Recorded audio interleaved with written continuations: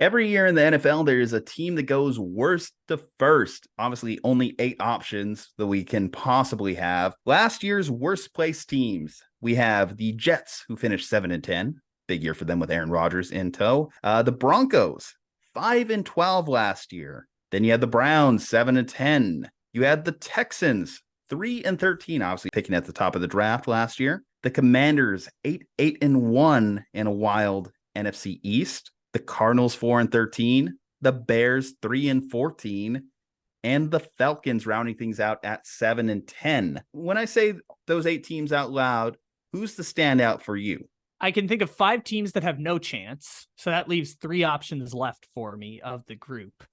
And of those 3 teams that I have in my head, I kind of want to say the Chicago Bears. I know that's kind of crazy, but I kind of want to say the Chicago Bears have a chance to go worst to first this season. I know that they've added a bunch of talent, and I don't know how that'll change. They obviously drafted an offensive lineman. They traded for DJ Moore, signed a couple players on offense and defense that are lesser impact pieces, but they let David Montgomery go. But I've seen Justin Fields play such incredible football those last couple seasons. And look, if it weren't for them losing a bunch of crazy 1-score games, because they were really unlucky in 1-score games, that's usually how a team ends up getting the number 1 pick in the draft, when we didn't think of the Bears being the worst team in the NFL last year. They were really unlucky in 1-score games. Justin Fields got hurt at the end of the season, and they were trotting out Nathan Peterman for the end of the season. I will not forget that Nathan Peterman played for the Chicago Bears to end the season. But if you're looking for a team that could make a jump from a 3-win team that probably should have been like a 5 or 6-win team on paper last year, making the jump to 9 or 10 wins to win a crappy division, I think it could be the Chicago Bears. Okay, well, let's work back to the Bears. Well, let's work back to the top. Let's work from the bottom. Let's talk about those 5 teams that you said had no chance. If I had to guess, as far as which team would be the lowest, Arizona? Arizona's in that group of 5. I don't know if there's one that I think because of as being... it's between Arizona and the Texans, I imagine, for you. No, so the teams that I would say have basically no chance of turning it around are Washington, Arizona, Denver. Like, those are the 3 that I feel pretty certain aren't going to get it. And the reason I say they aren't going to get it is none of those teams have made significant improvements. Arizona, you could argue, has gone backwards in terms of the talent because they want to potentially tank for a top draft pick or rebuild or whatever they want to classify it. Well, I guess we actually got to think about also the question too, worst to first. We also have to think about who else is in that division, right? Okay, so in that division for the Texans, they would have to leapfrog the Titans and the Jaguars. The Colts, kind of maybe a little bit of gray area this season. They could probably leapfrog them, but are they better, or can I potentially see them being better than the Jacksonville Jaguars? If Trevor Lawrence gets hurt, but other than that, I have a hard time seeing it. Okay, well, the Cardinals, right? The Cardinals would have to leapfrog Seattle, San Francisco, and Sean McVay's back there in Los Angeles. So that one even might be a dogfight as well, as far as like, can they even get to 3rd place in that division, right? Okay, so yeah, no chance at all, right, for those teams to make that happen. The Commanders, so they would have to leapfrog Dallas, a playoff Giants from a year ago, and the Eagles. Could they be 3rd place in that division? Could a wild year happen and then be 2? Probably not with Sam Howell at quarterback, but weird things have happened before in the NFL. But yeah, I don't see them being 1st place in that division. So worst to first in that concept, instantly negated. The Broncos, they would have to leapfrog the Chargers in Kansas City to make that happen. Yes, and that's not going to happen. My thinking on those 3 teams specifically are, I feel more confident than anything else that Kansas City's winning the AFC West, the Eagles are winning the NFC East, and San Francisco or Seattle are winning the NFC West. Now, I'm just putting Seattle in there as a caveat. Like, it's a possibility Seattle could win the division, but San Francisco is the most talented roster, top to bottom, I would argue, in the NFL. And then the other 2 teams I had in that group are the Texans and the Browns, which are the divisions within striking distance, but I don't think those teams are necessarily going to be able to leapfrog everyone in that division. So the 3 that I had a possibility on were the Falcons, the Bears, and the Jets. And of those 3, I like the Bears. Yeah, and, also to round out that group, talking about Cleveland a little bit. Okay, so let's say Deshaun comes back and is actually Deshaun from a few years ago. Okay, that's one thing for them, but they don't have the same talent that they had initially when they made that trade for Deshaun to upgrade their quarterback position. Like, I think their defense, obviously, we know how good Myles Garrett is, but I don't think that defense was quite what it was whenever they won that playoff game a couple years ago, had Baker Mayfield, and thought we're an ascending team within the conference. They might be okay. They might be a playoff team, but do I think that they'll be better than Baltimore or Cincinnati? They'll be in that. I think they'll be in that group, but it's going to be hard for me to see them jumping over Cincinnati. So I agree with you on that one as well. Talking about the others. All right. So we have the Jets, Chicago, and the Falcons. The Falcons are unique because they have the benefit of a bad division that they can exploit and take advantage of to jump to the top of their standings. So in another video, we talked about Baker Mayfield and what's going on in Tampa. We think that they might be on the downslide and might potentially be a top 5 drafting team this year.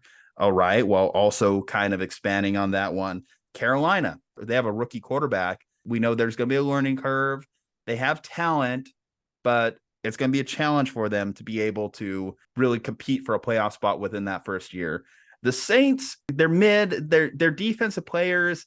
They just re-signed Cam Jordan on an extension. Their secondary, we know that that's a strength of the team with Lattimore back there, but he was injured and banged up last year. And Derek Carr, his first year outside of Las Vegas, Oakland, we have to see what Derek Carr will really be. But Dennis Allen as a head coach is also a liability. Arthur Smith, I respect him as a head coach. They just drafted Bijan. We know they have Kyle Pitts. Their wide receiver position leaves a lot to be desired. Desmond Ridder certainly at quarterback. But if they live off the back of a running game and a decent defense, not a great defense, not a good defense, not a bad defense, not a horrible defense, but an average defense with a solid running game, they could probably ride that to at least being the winner of that division. And then you mentioned the Bears. Okay, so the Bears, looking around them. The Lions are the preseason darlings by many people. Had their first sellout at Ford Field in the history of Ford Field, or season ticket owners, I should say. But the Vikings, 13-4, 11-0 in one-score games a year ago. We know how those teams tend to regress. And then Jordan Love is the Packers starter this year. First year starting for Jordan Love. I agree with you. I think the Bears probably provide the biggest X factor to jump to the top and actually being good. So both the NFC South and the NFC North, because of those divisions being more in flux, provide both the Falcons and Bears, respectively, the best odds to jump to the very top of their standings. I feel more confident about any prediction this season. The team and the prediction I feel most confident about is the Packers are going to go 7-10. I feel so confident that the Packers are going to be a 7-10 football team this year. And then that leaves Minnesota, Detroit, and Chicago as the remaining teams. Maybe Detroit grabs a hold of that division.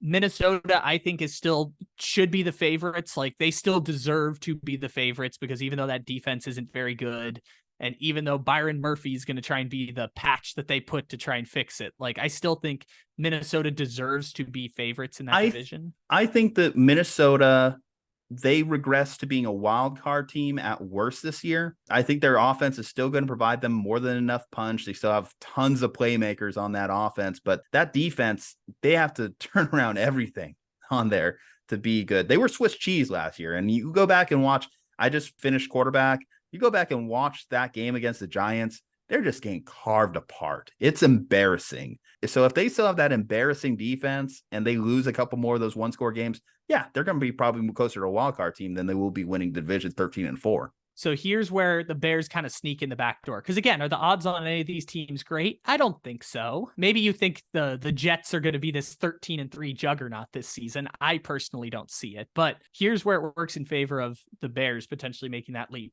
All the NFC North teams have to play every team in the AFC West, which is potentially some losses on the schedule for those teams. And everyone has to play the NFC South this year. So all those teams in the NFC South and the NFC North are going to start beating each other up because we just went through all the teams there. If I told you that the Buccaneers, Panthers, Falcons, Saints, Vikings, Lions, Packers, or Bears were to go 8-8 this season, you would believe me. Like, there's a scenario where all of those teams could finish 8-8 or 8-9 or 9-8 or whatever with the 17-game schedule. Like, all those teams have the potential to be perfectly average. And so that leaves a lot of room for chaos within that division, because 25% of each of those teams' schedules are going to be playing each other. So the NFC South, the Falcons play the Bears play the Saints play the Vikings. All those teams are going to start beating each other up. And that creates potential for one of those teams to maybe win a division at 10-7. Maybe it's the Falcons, maybe it's the Bears, maybe it's one of the non-last place teams, but there's some potential for chaos there. We haven't talked about the Jets enough here. So let's talk about the Jets and their possibility of jumping worst to first. So we know the big storyline for them is Aaron Rodgers getting added to this one. They have talent at the wide receiver position. Their defense is a strength of this team. You compare that to the Bills, who the Bills have a little bit of drama in their locker room. We know that there was some offseason headlines between Stephon Diggs and Josh Allen. It's getting tougher to manage the cap. We saw that this team got beat up in the playoff game last year against Cincinnati. So the Bills could be a team on the decline potentially. Josh Allen is still going to be good enough to keep that team afloat more often than not. But even Josh Allen, he falls victim to the turnovers, and that could be a potential thing that could cost the Bills to lose a few more games this year. The Dolphins. Now, the Dolphins are a lot of people's picks to even be a surprise dark horse Super Bowl contender, but that's going to ride on Tua's health, which we know is a consistent story for them. Their defense wasn't great last year. Their running game was a big drawback on the team last year. They're going to beat you with their wide receiving talent. They're one of the fastest teams in the league. Let's face it. They have Tyreek. They have Jalen Waddle. The Patriots, steady Eddie. They could be the second best team in this division. They can surprise people and be the first. I don't know. With Belichick, you're always going to be, they're going to be good. But the Jets, in terms of pure talent on the roster, should be better than the Patriots. I don't think that that's really deniable. In terms of talent on the roster, the Jets should be better than the Patriots. So when I compare them to the teams in their division, the Jets from 7-10, they were 7-10 with the bad play of Zach Wilson and everyone else that they had to throw out quarterback last year. Yeah, could they win this division and be like a 12-5 team? That's something I could see happening. Could the Bills regress and be more like an 11-win team next year as opposed to a 13-win team next year? The Dolphins more in that 10-win territory, or as you joke around with the 9-8 or 8-9 record. Yeah, those are all things I could see happen, right? So that's like the Jets' opportunity, but it's a little bit more of a tough road. So again, going back to the rankings question of it, they are the third because they don't have the benefit of a bad division like the Falcons do, like the Bears do. I might go as far to say the Jets are 2 and the Falcons are 3. And the reason I say that is just I don't see the vision with the Falcons. Like, Bijan Robinson is going to improve their offense. They want to run the football. I joked last year, Arthur Smith, after Marcus Mariota threw a pick, ran the ball on 17 consecutive plays in a game last year. Arthur Smith's wet dream is to recreate the 2019 Tennessee Titans in Atlanta, just the most boring 7-10 football you can imagine. But you get I'm betting more against their division than I'm betting on them. Yeah, no, you're absolutely right. Anyone can win that division, but I think Carolina has a better chance of winning that division than Atlanta because I don't see the vision with Atlanta. I understand drafting Bijan. He was that talent. We talked about it around the draft, but if the whole point was to draft a star running back and never invest in the quarterback position, why did you draft 2 receivers with top 10 picks the previous 2 seasons? Why did you pick Kyle Pitts? Why did you pick Drake London if the entire game plan was just we're going to run the ball with Bijan Robinson with a mid quarterback? I should say with Atlanta, so we mentioned Desmond Ridder, but I'm forgetting they did sign Taylor Heineke this year. And Taylor Heineke has come in and he's shown the ability to be a gamer. At least he's a NFL quarterback, which I don't know if Desmond Ridder is an NFL quarterback, right? So I could see potentially if Taylor Heineke comes in, wins the starting job, takes over, could he be good enough to engineer this Falcons offense to, again, like 9-8, good enough to win the NFC South? Yeah, I could see that with Taylor Heineke. In fact, I'll stretch this. I could see that if they start Taylor Heineke more than I can if they go into this year with Desmond Ridder. I would say, honestly, if I'm the Falcons, Taylor Heineke's my guy. Just because Desmond Ritter's the unknown, right? We don't know what he is. He's the unknown, but he didn't even, he's kind of known because I did see the games he started in last year. and I left very underwhelmed.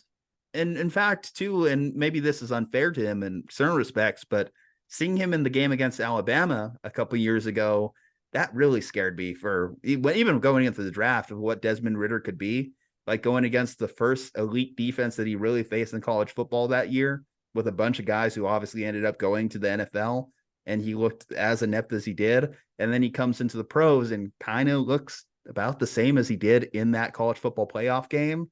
So I would say I've seen Taylor Heineke. Hell, I've seen Taylor Heineke doing it in a playoff game, actually. So against a team that went on to win the Super Bowl that year. So I can at least say that I think that I feel very confident that from what I've seen on the NFL field, Taylor Heineke's a better quarterback than Desmond Ridder. I think that's why I put him third, because I still think the Jets have a pretty good chance. And look, Buffalo was this juggernaut last season. I don't think Buffalo's going to be that this year in the regular season, but I do acknowledge that the Jets have talent. Like, I don't want to say, it's not all Buffalo. Like, the reason that the Jets won't win the AFC East is not all Buffalo. Like, the Jets do have a talented team there. I think if you stack them up against Kansas City or Cincinnati or a Baltimore or even a Buffalo, I don't know how the Jets are going to match up in terms of regular season. Now, 1 game sample size, it's football. Random shit happens all the time. But over the course of a regular season, I don't know how the Jets are going to stack up in that respect. Here's another thing to mention with the Jets. I know that their start to their schedule is not very favorable. I want to say a top 5 toughest schedule in the league to start the year. So if they start off on a poor note, then that opens up the possibility that they're out of it before we even get to Thanksgiving. Oh, yeah, it's rough. I just saw it for the first time. It's home against Buffalo, at the Dallas Cowboys, home against New England, home against Kansas City, at Denver, a little bit better. But then again, we did a video on the Broncos, and I said it's a little more favorable. The Broncos get to play at home against the Jets. And then they play home against the Eagles. You give them Denver at home? That's not good. No. And then they're home against the Eagles, neutral game against the Giants, because again, it's Jets-Giants. They play at the same stadium. And then they play Chargers. So yeah, the first half of the season is rough for the Jets. Yeah, and we know that sometimes like a poor start to the season can backbreak a lot of teams before we even get to the point where we're talking about playoffs. But if they beat Buffalo at home week 1, could be the turning point to galvanize the season. It makes them believe in the abilities of Aaron Rodgers, believe in themselves, and believe in Robert Saleh. If they could just beat the Bills at home week 1. Now, I would say in doing this exercise here, though, I have discovered that there's not as many worst to first teams I really believe in as there have been in previous years. Like, there's been years, like I remember when the Niners made their Super Bowl run a couple years ago, where a lot of teams were like, okay, I could see this team. They had a rough year, but they're going to be bouncing back next year. We're looking at these teams here, and there's not really that team that we think there's teams we think could win their division, but there's not a team we think that can go from being at the top of the draft to suddenly being a Super Bowl contender. So I do think that that's what makes this year a little bit different. The exercise that I think is interesting about this is like, so from like 2000 to 2018 or something like that, I want to say 16 out of 18 years, there was a worst to first team in the NFL. And then the last 4 years, I think there's only been 2.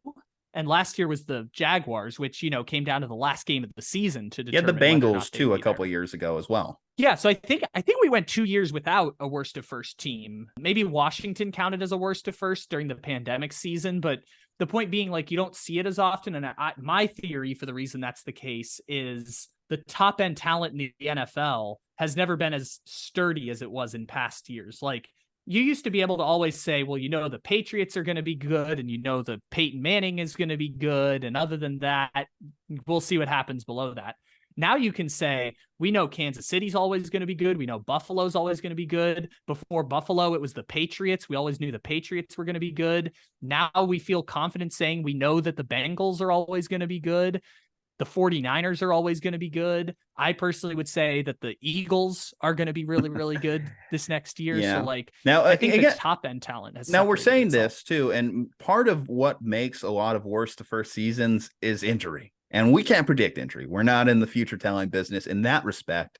But if you told me we go into this year and God forbid something happens to Mahomes or Trevor Lawrence or a lot of those top end quarterback talents, then throw everything out the window. And that completely changes a division. And suddenly you say like Houston Texans, bear with me, but the Houston Texans winning that division suddenly becomes likely because the talent around them in the division just instantly is not that good. I mean, we were talking about that with Jared Goff earlier. If Jared Goff goes down for the Lions and we take them out, I mean, it means 10 wins could win the NFC North. If you told me the Bears got 10 wins, it wouldn't be the most shocking thing in the world. I mean, it would mean Justin Fields is taking the next step to like MVP front runner and like has made this not Josh Allen type leap. Justin Fields finished 10th in the MVP last year, but he's made an extra step. And you mentioned it earlier too, the improvements in the talent around Justin Fields on the offense this year is going to be something that if the Bears do make that leap, and hey, kudos to you Bears fans if this is like a turnaround season for you, because I know that you've struggled to find talent at the quarterback position forever. This is why I do think that we're of like mind here. We look at the division, we look at ascending players around the league, and the Bears just make the most sense as far as like this worst to first team. You and I saw the highlights last year. We both believe like Justin Fields is incredible. And I know I'm less of the wins are not a quarterback stat person than you are, but you and I both see it. Like Justin Fields, the record of the Bears was not indicative of the play of Justin Fields. Justin Fields was amazing.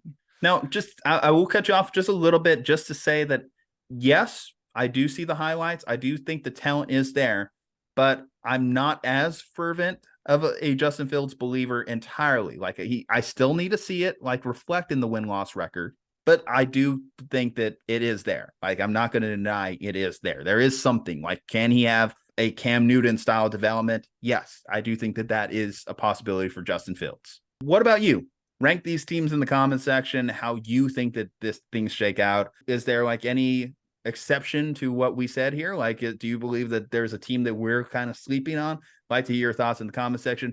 Leave a like on the video, subscribe to the channel, follow us on all our social medias. From Juju and Kyle, stay safe, happy, and healthy. We will see you next time.